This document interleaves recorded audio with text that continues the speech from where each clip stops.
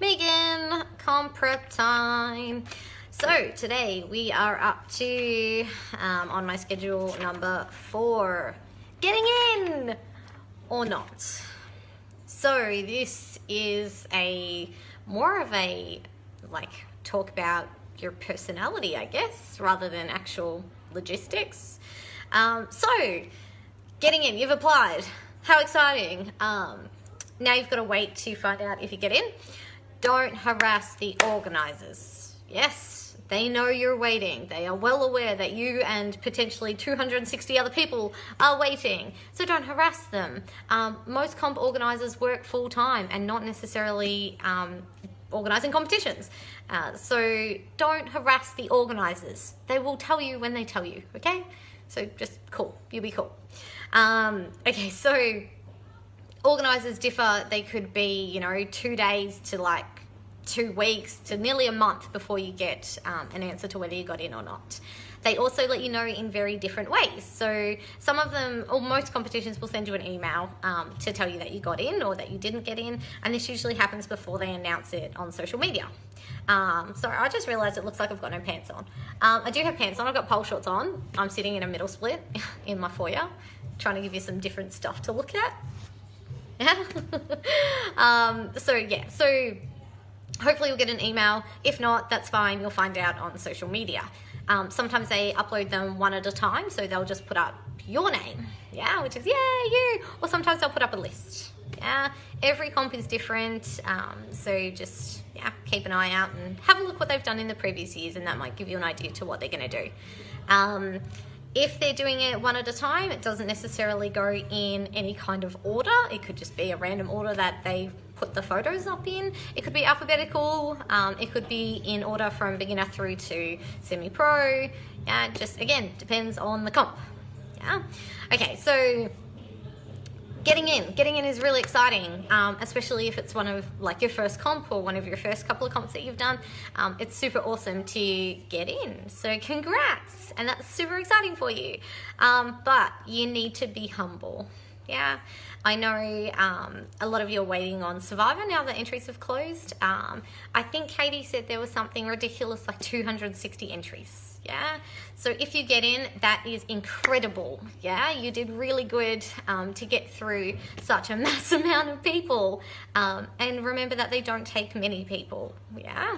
Most competitions will take very few. I think Miss Pole, because it's one section, is the biggest that I know of, and I think they still only take about 20-25. Which is still not much given it's a statewide competition. So if you get in, awesome. You're great. That's amazing. Be humble. Don't rub it in all over Facebook, especially if you know people who have also applied who may not have gotten in. So while it's really exciting to be like, well, I got in, call my friend and be like, oh my God, I got in, did you get in? She might not have. So just be cool in how you approach that. So be excited. That's great. Really be excited. Be proud of yourself. But don't be a dick. Poison pony memes? Be like Kiwi. Kiwi's not a dick. Be humble, I think, is the moral of this story. That was a really good shot. I need to sit still while I do this. So if you've gotten in and they've announced it, that's great. You also need to be a good competitor. So do whatever the competition organizer tells you. So if they send you a list of dates that you need to look into, that you need to remember, that you need to do stuff by, do it. Write it in your diary. Check everything. Read everything 100 times. Don't just fly by the seat of your pants. You need to know what's happening. You need to be organised. The competition organisers are organised. So be organised. It's all good. Brooke's just walking in the background. I'm not organised. Hi, Brooke. I didn't bring my water in. Oh, no. No, gosh. So if you get in, that's great. There isn't really much to tell you because you got in. That's awesome. Hold on. Just be cool about it. If you didn't get in, it's okay. There were 260 other people. Don't think it is a reflection of you as a person. They probably don't know you from a bar of soap, and your personality, unfortunately, usually has nothing to do with it. It is your technical skill or the way you put a show together or like it's about skills. It's about pole or aerials because that's what you've entered. You haven't entered a personality competition. You haven't entered a popularity contest. Yeah, you've entered a pole comp. So if you didn't get in, if it is one of those comps that will give you feedback, that's great.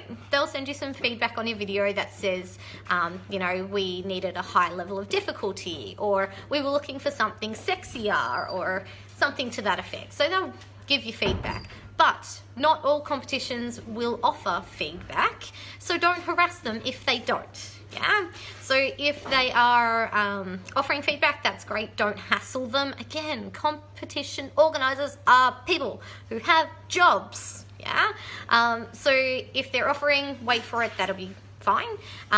If not, you can always ask. So you could always send them an email and just say, look, just wondering if you could give me some feedback. If they say no, sorry, we had 260 entries, that's fine. What you can do is hopefully you've got a coach, we've talked about this in the past, or even some friends or some colleagues that you know that could help you. They can have a look at your video and have a look into why or why not you got in. It's usually, I shouldn't say usually, that's generalizing. It's not general at all. It's very varied depending on the competition. You could be the most skilled pole person in the entire universe, but if you enter a competition like Rising Stars or Survivor that, or like Pole Theatre that want a show, it doesn't matter how good you are if you're not giving the organisers what they want. Similarly, in that if you, you know, have the best stage presence ever, and you're great with props and themes and costumes, that's great. But if you've entered Frisk or Miss Pole and they want you to do sexy and you did something that was not sexy, or it was like a little bit sassy when they wanted exotic, it could be something like that, yeah? So don't take it personally. It's probably absolutely nothing to do with you as a person, because like we said, they're looking at what their criteria is for their competition. So they're looking for shows or a certain style or a technical ability.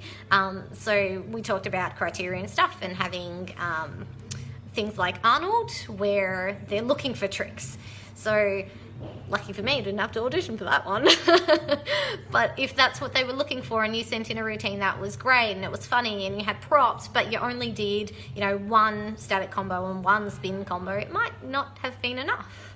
It could also be other factors. We talked about auditions. You could have had really bad lighting. Your video might not have worked. You might have, you know, done nothing in your video.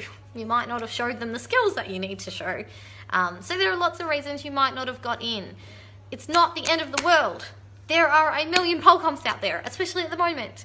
So if you didn't get into one, that doesn't mean you're not going to get into the others. Use it positively. It could be a blessing in disguise. When I didn't get into VPC, I was so upset about it and I like had a big meltdown.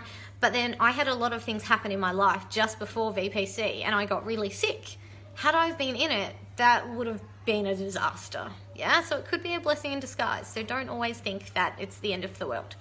Also, if you do get feedback, or if your friends or your colleagues or your coach can give you feedback, it might be a good learning curve. So it might be the fact that, yeah, you didn't have hard enough tricks. That's okay. You can spend the next however long leading up to your next audition working on that. Yeah, it's good for those things. It's sometimes good to not get into things because it'll mean that you work harder. If you got into everything first time, every time, then you'd probably think you're pretty good and you might not need to work on stuff. Yeah, which is not the case because we all need to work on stuff all the time. Even if you're a pro and you win stuff, even if you are Miss Philly or Beth or Amy Hazel and you've won everything, there's probably always something that you want to work on or that you could work on to be even better.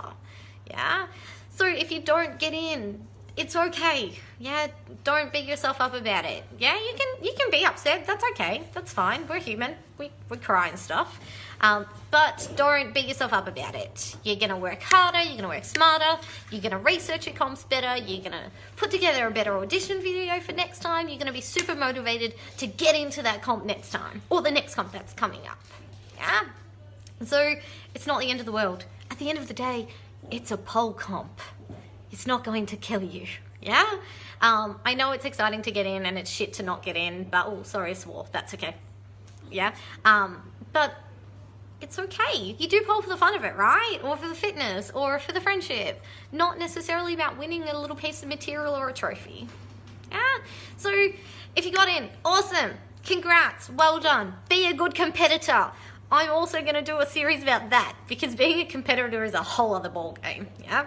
So, awesome, be humble, listen to your organisers, thank the competition, the comp organisers, be kind to your friends who didn't get in, be friendly with the ones who did get in, because you're going to probably spend a fair bit of time with them on the day, yeah? If you didn't get in, it's okay, you're still awesome, yeah? You worked your bum off to get an audition video in, and you auditioned, and you bit the bullet, and you went for it, so you're great too, yeah? So just keep working really, really hard, and enjoy it. Remember, we do pole because we like it, yeah? If you're crying about it, that's not enjoyable, yeah? So enjoy it. There's nothing really super helpful in this video. Just keep being awesome. Until next time. What are we going to do next time? Oh, we're going to talk about actually doing routines next time. So I'm probably going to be in the studio instead of in the foyer, which will be cool. Alrighty, guys. Stay humble. I forgot. Don't badmouth the competition. Don't belittle yourself or your audition video. Sorry, I forgot that bit and then I remembered. So, if you got in, don't be that guy that's like, oh, I'm so surprised I got in because my video was really bad. Because all of those people who worked their ass off to get a good audition and didn't get in are now going to want to punch you. Yeah? Obviously, you did all right. So don't be that person that's like, oh, I'm really crap. So everyone will say good things about me. Nobody likes that person. So be proud, yeah? Even if it wasn't your best work, it was obviously good enough to get in. Be humble. What was the other one? Don't badmouth the comp. If you ever want to do competitions, don't badmouth the comp. Yeah, if you get in and you don't get in, don't badmouth the comp. Also remember, competition organisers are people. If you're badmouthing their competition, you're essentially badmouthing them. That's not nice. Again, it's a pole comp, yeah? You'll be okay. There are others. So if you didn't get in and you're upset and you want to have a little sook to your mum or your bestie, that's fine. Don't get on social media and be like, I didn't get in because blah, blah, blah, yeah? Unless it's like me and it's my fault and I got on Facebook and was like, I didn't get it because my video didn't work. That was my own fault and that was a lesson to all of you guys. Yeah? Okay, I think I'm done now.